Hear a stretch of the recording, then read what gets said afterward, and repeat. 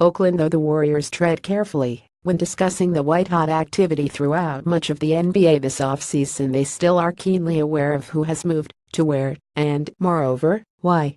That's because as defending champs that have posted the best record 3 years running, they have a very good view. They're alone atop the mountain, looking down on a league scrambling about the foothills in hopes of climbing higher. They're loading up, David West said the other day, as one of the few Warriors willing to go beyond the party line. We're focusing on us. That was before Dwayne Wade maneuvered his way out of Chicago to become a free agent so he could join forces with his dude LeBron James in Cleveland. That move is, from where the Warriors sit, barely enough to raise their eyebrows. What of Cavs is not a surprise indeed. The minute Wade was granted his wish to be bought out by the Bulls, it was widely presumed he'd make his way 350 miles east to join LeBron. As NBA stars muscle up to dictate their movement, with James being the pioneer of this new age, a Wade-James partnership was inevitable. Even the Warriors, who were curious about Wade's availability, knew as much. Yet the new Cavs pose no more of a threat to the Warriors than what they'll have to confront within the treacherous Western Conference.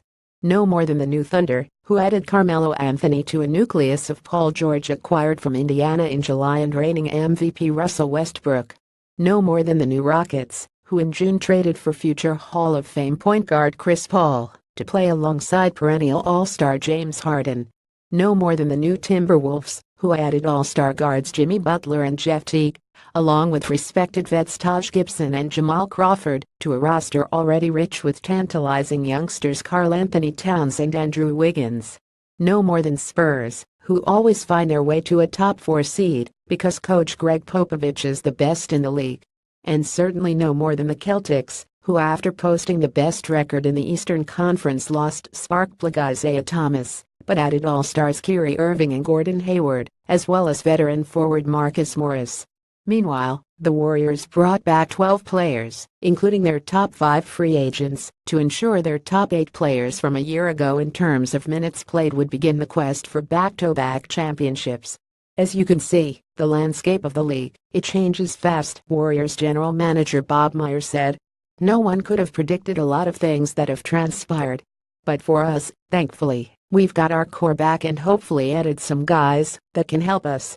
The primary additions, shooting guard Nick Young, forward Omri Caspi and rookie forward Jordan Bell, project as upgrades over the 3 players Ian Clark, James Michael McAdoo and Anderson Varejao on the opening night roster last season, but have since departed.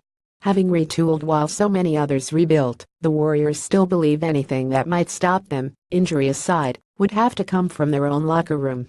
Las Vegas agrees, placing the over-under for the Warriors at 67.5, a full 13 games ahead of the field. The Cavs and Rockets are at 54.5, while the Spurs and Celtics at 53.5. The only other team set above 50 is the Thunder, at 52.5. If the Warriors are improved, as they believe they will be, the rest of the league merely is planning and plotting to see who finishes second and beyond. Warriors coach Steve Kerr, looking around the NBA, noted the Cavs-Celtics trade for being the rare deal between rivals, faulted Rockets for being seismic and interesting, and how Rudy Gay gives the Spurs a different look. Those are the ones that jump out, Kerr said.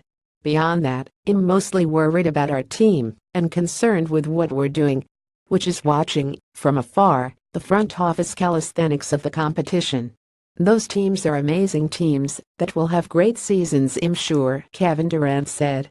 But it's tough enough to worry about yourself than worry about someone else. So I would just rather focus on us. That's the luxury of being miles above, if not light years ahead.